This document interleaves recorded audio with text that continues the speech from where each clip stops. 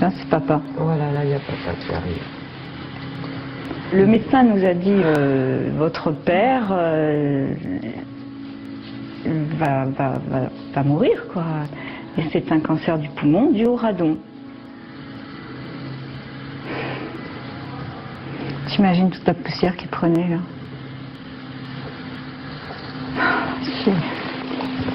Et là, ça m'est tombé dessus. Je me dis, c'est pas possible. Et puis alors, avec le décès de papa, des gens nous ont appelés, on se téléphonait entre amis, donc des anciens du Gabon, et on me disait, mais un tel est décédé, un tel est malade, a aussi un cancer, et l'autre, oh mais tu ne savais pas, mais une telle est... Alors là, on se rend compte qu'effectivement, il y a énormément de cancers, des femmes, des hommes, et au Gabon, on ne sait pas, hein, on n'en entend pas parler. Donc on s'imagine que c'est la même chose, et puis que tout ça c'est dû à l'uranium en fin de compte. On s'est dit c'est pas possible. De toute façon là-bas on nous disait que tant que l'uranium n'était pas traité en France, eh ben on ne risquait rien. Voilà.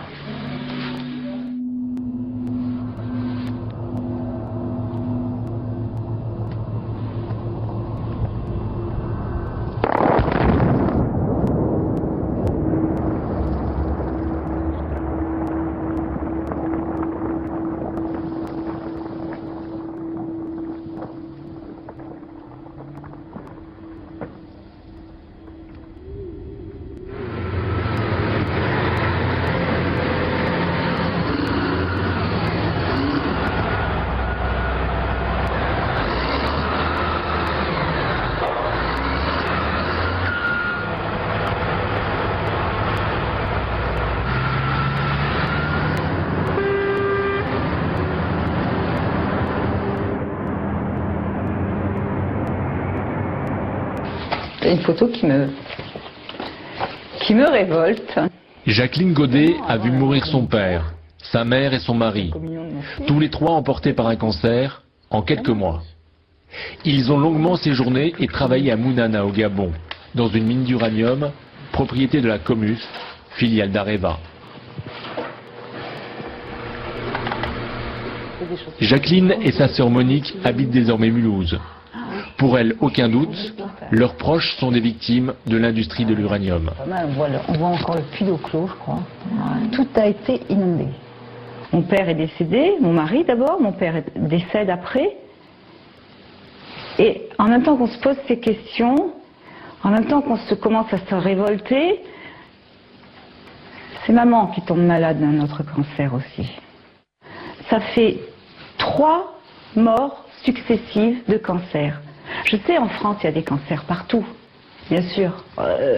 On entend parler de cancer partout. Mais là, dans cette famille, 3 cancers, 3 personnes qui reviennent du Gabon, peu de temps après. Hein. Tous ces amis aussi qui décèdent ou qui sont malades, on dit maintenant ça suffit.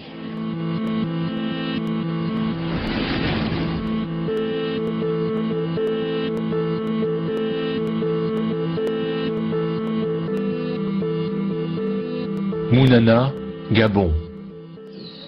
L'ancienne cité des cadres est à l'abandon. Vestige d'une époque faste qui faisait vivre toute la région. La mine a fermé en 1999.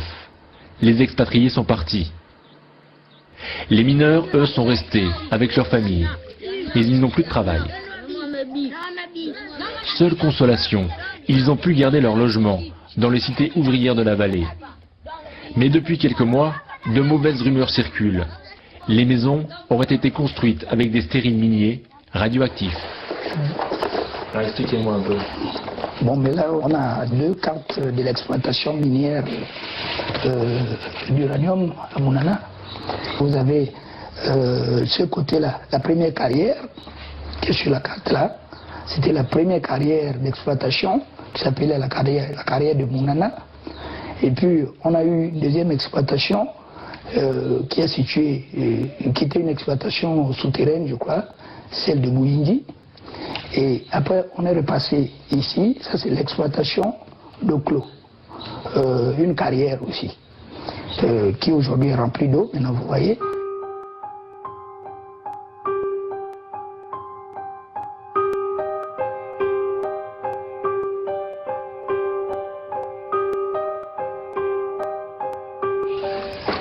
Il a été démontré, évidemment, que certaines maisons ont été construites avec des matériaux radioactifs. Et il y a des gens, certainement, des entrepreneurs, qui se sont servis de ce sable-là pour aller construire les maisons. Ça a été démontré. La preuve, peut-être, qu'est-ce qui dit que cette maison dans laquelle je suis n'est pas été construite avec ces mêmes matériaux? Vous voulez qu'on vérifie? Oui, mais je veux bien, hein. Il faut bien vérifier. Oui. Je vais faire une mesure à distance du sol, et après je ferai une mesure au sol. Il faut faire 2 mesures en fait, hein. Ça dure à chaque fois 4 minutes à peu près. Ouais. Nous avons été formés à l'utilisation d'un compteur Geiger, qui va nous servir tout au long de notre enquête. Donc je le mets au sol pour voir ce que ça donne.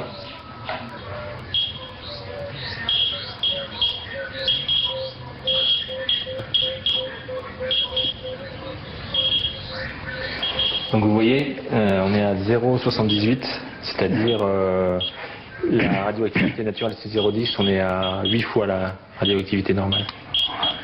Vous le saviez? Ben non.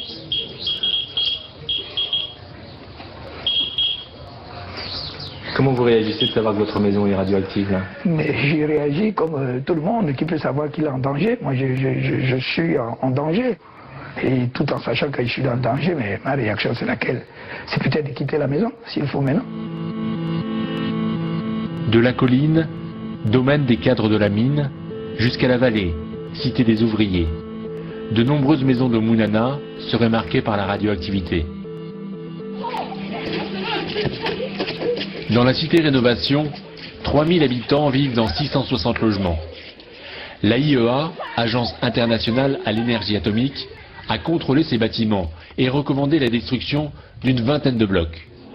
Un seul a pour l'instant été démoli. En attendant leur expulsion, les habitants continuent d'habiter ces maisons, inconscients du danger. On a fait la mesure ambiante, là c'est 0,41, maintenant on va faire la mesure au sol pour voir ce que ça donne. Ouais. On sent que ça déjà. Un danger silencieux, inodore et totalement invisible. 0,58. Oui. Il n'y a pas de colère? Les gens ici, ils ne sont pas en colère? Mais on ne sait pas à qui ça prend. C'est ça le problème. Les gens qui nous ont gérés ont mal géré. Donc, on ne sait pas. On ne sait pas qui... S'il faut créer un attroupement pour aller voir quelqu'un, on ne sait pas chez qui aller. Surtout que les enfants ici ne sont même pas suivis. On ne sait pas qui atteint la radioactivité, qui n'est pas atteint. On est là tous dans l'ignorance. La radioactivité se concentre surtout dans les dalles des maisons. Une radioactivité ambiante sans danger immédiat, mais qui, cumulée dans le temps, peut largement dépasser la dose maximale annuelle admissible. La pollution radioactive est partout, jusque dans les lieux publics. Le supermarché de la cité par exemple, mais aussi le marché couvert.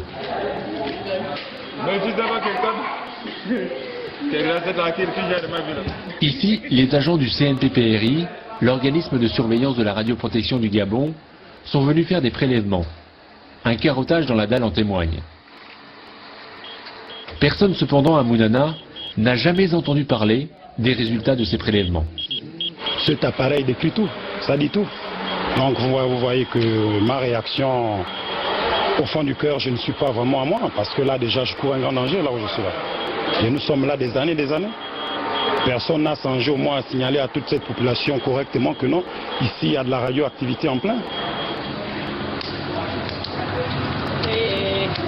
C'est ce COMUF qui nous a laissé ici dedans. C'est le groupe Areva que nous connaissons qui a travaillé ici des années et des années. C'est un peu ça. Vous pensez qu'ils le savaient? Mais forcément, Areva, COMUF, ils le savent bien. Puisque Areva est toujours là, 0 mètre, ils le savent. Et ici, c'est un lieu public? Bien sûr, c'est un lieu public. Même vous voyez, il y a des enfants, il y a des chauffeurs qui chargent là, c'est un lieu public.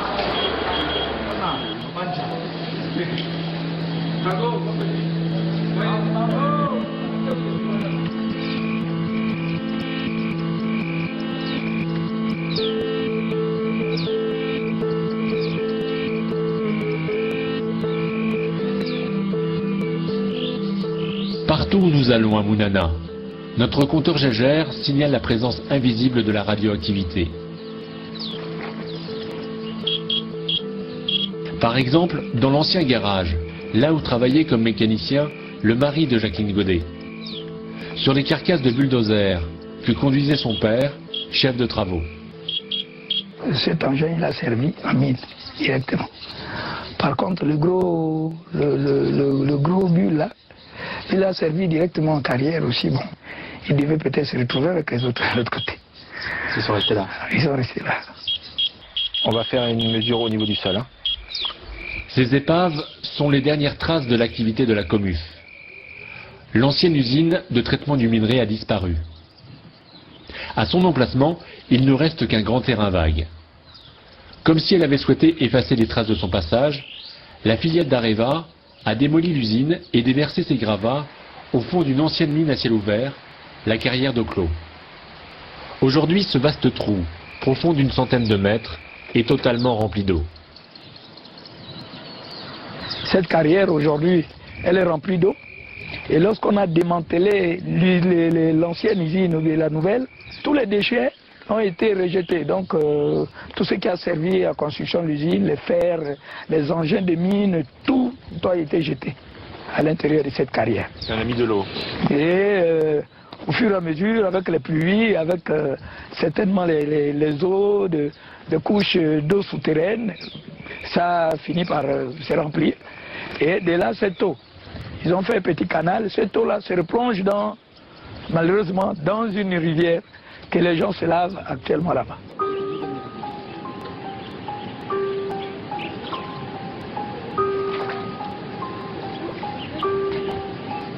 Quelles conséquences pour cette population qui se baigne, pêche le poisson, lave son linge? Cette radioactivité ambiante a-t-elle des conséquences sur leur santé?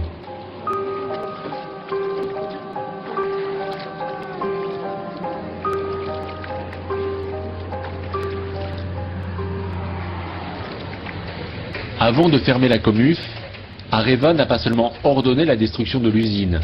Le groupe a aussi lancé des travaux gigantesques qui ont totalement modifié le paysage.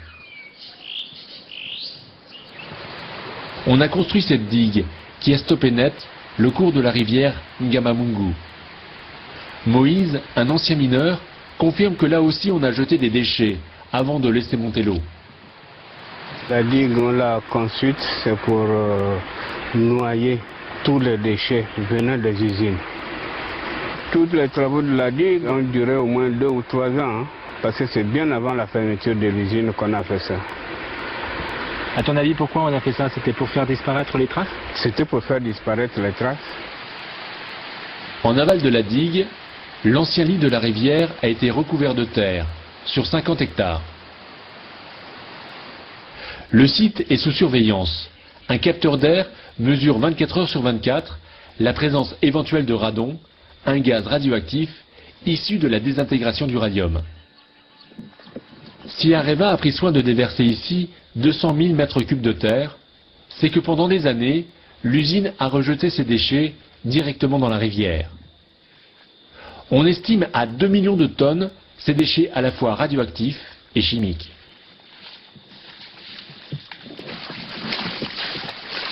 Ces travaux de maquillage ne sont pas allés assez loin. Albert, un habitant de la cité, nous guide dans la forêt voisine. Nous allons retrouver l'ancien lit de la rivière. Le sol est totalement recouvert de boue radioactive.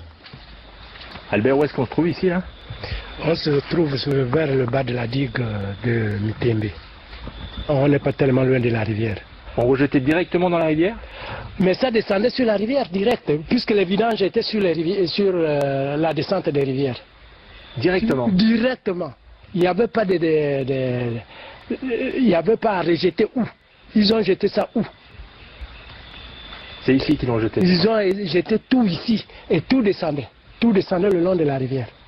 Donc là, on est à 1 mètre du sol, là, et on est déjà à 3,55.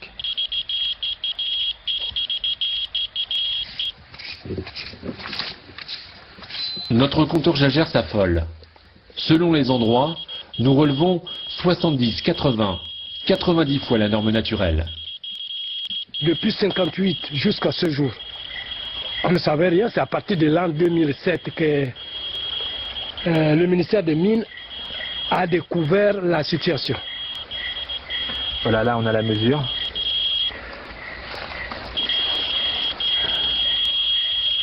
« 6,98, 70 fois la norme. 70 fois. En 2007, l'organisme de surveillance de la radioprotection du Gabon effectue des mesures et interdit à la population de se rendre dans la forêt. Les femmes venaient ici tremper le manioc, nourriture de base de l'alimentation des familles. Et pourquoi ils allaient dans la rivière alors? Mais le manioc se plonge toujours dans la rivière. Le manioc, forcément, il faut que ça trouve sa solution dans la rivière pour être mou. On ne peut pas le manger en tubercule. Si tu veux manger en tubercule, oui, mais quand tu veux manger en manioc, tu me plonges dans l'eau. Donc on plongeait le manioc dans l'eau ici? Oui, on plongeait le manioc dans l'eau. Pendant combien d'années? Ça fait plus de 30 ans. Plus de 30 ans qu'on a ce problème.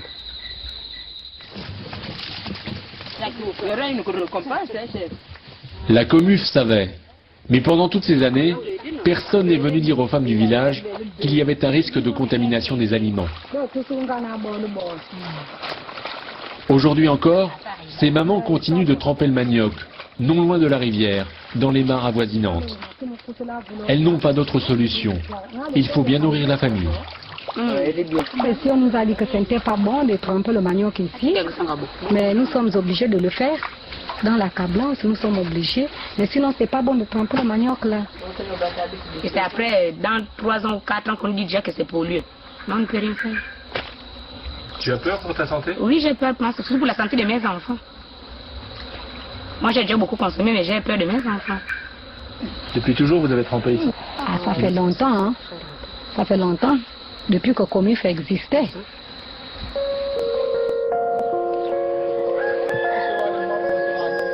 Les habitants de Mounana ne savent rien des analyses réalisées sur place, des résultats des capteurs. Tous ont le sentiment d'avoir depuis toujours été laissés volontairement dans l'ignorance. Le sentiment général, c'est que nous étions abandonnés à nous-mêmes. Même quand on travaillait, Comuf ne nous a pas dit les dangers de la radioactivité.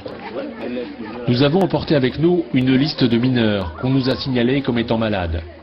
Nous allons tenter de les retrouver. Les malades, il y en a eu. Les malades, il y en a eu. Il y en a qui sont morts. Ils sont morts de quoi ces gens-là? Il y en a qui sont morts des infections pulmonaires, il y en a qui sont morts de mal des pieds, de mal des articulations. Là j'ai des noms de mineurs qui disaient qu'ils étaient malades il y a 3-4 ans. Vous allez me dire s'ils sont encore en vie. Benoît Yonganga. Il est mort. Benoît Bobata. Il est mort. Gilbert Ngana. Il est mort. Les gens sont en colère. Non, ils vont se fâcher avec qui? Ils n'ont pas d'interlocuteur. Areva, c'est pas quelqu'un qu'on peut manipuler facilement. Les mineurs de notre liste sont morts pour la plupart. À leur domicile, nous retrouvons leurs veuves, seules et sans aucune aide financière. Il y a combien de temps qu'il est mort? Il y a combien de temps, je crois, ça ne fait même pas 1 an. Hein? 1 an déjà, ouais, 1 an. Hein? À peu près 1 an. Ouais. Il est mort. Votre mari, il n'a eu aucun soin? Non, sauf quand Comif l'avait évacué, il était sous traitement de soins. Non, sauf quand Comif l'avait évacué, il était sous traitement de Soliprède. Maintenant, quand la Comif est partie, sans soins, il ne pouvait plus suivre le traitement parce que c'est un long traitement. Il n'avait plus les moyens pour payer. Areva, c'est pas quelqu'un qu'on peut manipuler facilement. Les mineurs de notre liste sont morts pour la plupart. À leur domicile, nous retrouvons leurs veuves, seules et sans aucune aide financière. Il y a combien de temps qu'il est mort? Il y a combien de temps, je crois, ça ne fait même pas un an. Hein? Un an déjà, ouais, un an. Hein? À peu près un an. Ouais. Il est mort. Votre mari, il n'a eu aucun soin? Non, sauf quand le Comif l'avait évacué, il était sous traitement de soins. Non, sauf quand le Comif l'avait évacué, il était sous traitement de Soliprède. Maintenant, quand la Comif est partie, sans soins, il ne pouvait plus suivre le traitement parce que c'était un long traitement. Il n'avait plus les moyens pour payer. Personne ne l'a aidé? Non, personne. Et aujourd'hui, vous êtes aidé? Non. Vous n'avez aucune nouvelle de la Comuf? Non. Aucune indemnisation? Non, il n'y a rien.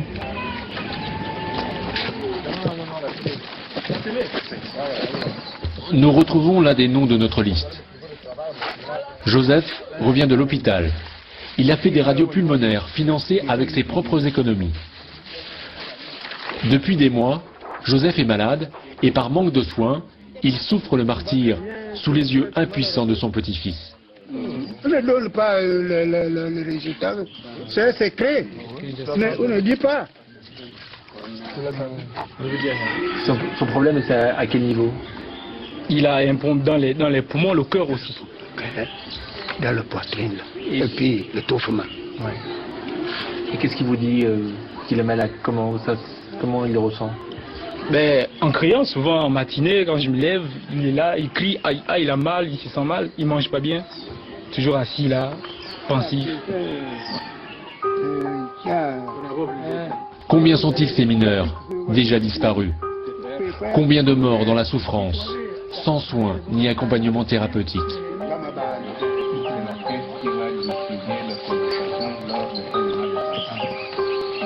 On constate que les maladies se déclarent souvent 10 à 15 années après l'exposition. Au Gabon, la Commu fait partie depuis longtemps. Je me dis qu'on a été trompés, ils nous ont pris pour des cobayes. Nous avons été trompés. Si on savait ce qui s'est passé là, mais je ne crois pas qu'il y a eu des gens qui ont fait 30 ou 40 ans de mine. Hein. Parce qu'il y en a qui ont fait 30 ans de mine. Avant notre départ, nous prélevons un peu de boue dans l'ancien lit de la rivière. Nous allons faire analyser cet échantillon par la CRIRAD. Ça fait quoi ça? Trop déjà, hein? On va pas en prendre trop, hein?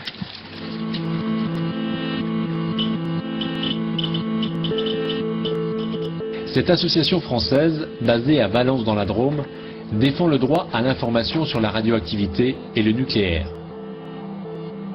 La CRIRAD emploie une dizaine de scientifiques, dont Bruno Charéron, ingénieur en physique nucléaire. Ces analyses vont confirmer nos mesures de terrain. Donc ça, ce sont les échantillons que vous nous avez ramenés du Gabon. Bon, certains sont vraiment très contaminés. C'est le cas en particulier du sol qui a été prélevé dans la forêt. Hein. Alors, il est contaminé, on le voit bien avec cet appareil, par du radium en particulier. L'analyse qu'on a fait au laboratoire montre que c'est vraiment du résidu d'extraction de l'uranium. On détecte la présence de nombreux éléments radioactifs et qui sont très radiotoxiques. Le thorium-230, 18 000 becquerels par kilo, c'est une des substances les plus radiotoxiques par inhalation, donc lorsque les boues sont sèches. Du plomb-210, 11 000 becquerels par kilo. C'est un des éléments les plus radiotoxiques, cette fois-ci par ingestion. Le problème, c'est qu'à l'époque, mais encore aujourd'hui, les gens qui vivent sur ces territoires courent des risques à cause de cette radiation. Hein, les mesures que vous avez faites montrent qu'à 1 mètre du sol, on a un niveau de radiation qui est de l'ordre de 20 à 40 fois supérieur à la normale. Donc une personne, par exemple, qui est sur ce terrain, disons 1 heure chaque jour pendant l'année, peut largement dépasser les limites de dose acceptables. Et donc, cette contamination est tout à fait inacceptable. En 2005, l'ONG Médecins du Monde mène une enquête à Mounana. Son président, Michel Bruguière, est présent lors de l'expertise médicale. Pour lui, il n'y a aucun doute. Les mineurs et la population ont été exposés à la radioactivité et peuvent développer des cancers. Avec l'uranium, il n'y a pas que le poumon. Il y a le poumon, c'est vrai, hein, mais il y a le rein, hein, et ça on n'y pense pas souvent, et il y a les os aussi. Hein, c'est-à-dire qu'ils finissent par avoir des os qui se cassent, qui sont un cancer des os. Hein, bon, hein. Donc c'est quand même incroyable qu'encore aujourd'hui, il y ait des chefs d'entreprise, il y a des conseils d'administration qui acceptent de mettre leur personnel dans des conditions comme ça. Pour moi, c'est impensable, ça, aujourd'hui. On aurait été au XVIIIe siècle, j'aurais dit OK, mais aujourd'hui quand même. La pollution radioactive de Mounana est-elle isolée? Ou est-ce toute l'industrie de l'uranium qui pose problème?